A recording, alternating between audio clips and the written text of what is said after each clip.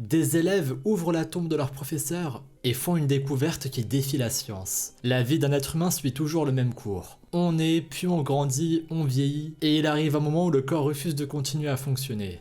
Alors on s'éteint. Lorsqu'un proche décède, il est courant de transporter son corps à l'intérieur d'un cercueil afin de lui montrer du respect et lui donner un endroit où reposer éternellement en paix. Ensuite, le corps qui se trouve à l'intérieur du cercueil va se décomposer progressivement au cours des décennies. En tout cas, c'est l'ordre naturel des choses, mais pour certains, cela se passe différemment. Nous allons aujourd'hui voir un groupe d'élèves qui ont creusé la tombe de leur professeur et ouvert son cercueil. Et ce, avant de voir quelque chose d'incroyable qui défie la science. De son vivant, Dashi Dorzoetigulov était un leader bouddhiste originaire de Russie. Vous savez peut-être que le bouddhisme est l'une des religions les plus pratiquées dans le monde. Elle est née en Inde il y a plus de 2500 ans, et aujourd'hui elle compte plus de 470 millions de pratiquants sur tous les continents. La foi bouddhiste consiste à croire que l'on peut atteindre une pleine paix intérieure en faisant preuve toute sa vie de bonnes mœurs et de sagesse, ainsi qu'en pratiquant la méditation. Dashi est né en 1852 en Russie, et dès l'âge de 16 ans, il commença à étudier au sein d'une université bouddhiste. Après ses études, il devint un professeur autant admirable qu'admiré. Ses élèves disaient de lui qu'il était un très bon professeur. Il était strict dans son enseignement et avait une foi très solide. Les élèves le respectaient énormément.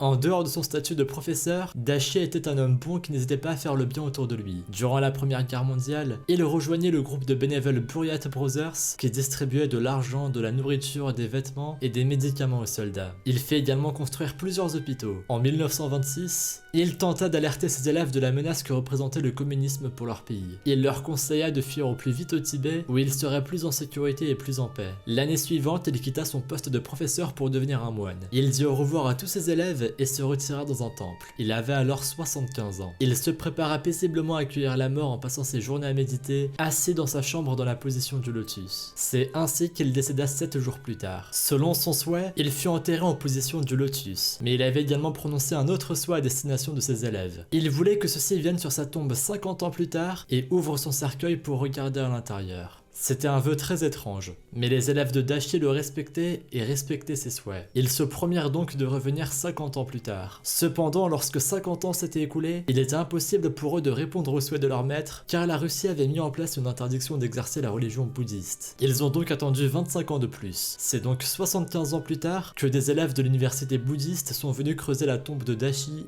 et ouvrir le cercueil. Ce qu'ils ont vu les a alors profondément choqués. En effet, le corps de Dashi était toujours presque semblable à ce qu'il était 75 ans plus tôt. Il ne présentait aucun signe de décomposition et ne sentait pas. Il était toujours dans la position du lotus et tenait parfaitement ainsi. Les scientifiques qui ont analysé le corps de Dashi ne comprenaient pas comment c'était possible. Rien de spécial n'avait été fait pour mieux conserver le corps du maître bouddhiste et pourtant, il n'avait même pas commencé à se décomposer. Scientifiquement, c'était inexplicable. La peau de Dashi était toujours élastique et ses articulations auraient pu être bougées comme si le corps était toujours vivant. Aujourd'hui, on ne sait toujours pas comment c'est possible. Certains pensent que Dashi a des pouvoirs de guérison, et il est courant que des malades ou des handicapés viennent coller leur front contre le corps de Dashi en espérant guérir. Que vous y croyez ou non, c'est encore un mystère à résoudre pour les scientifiques.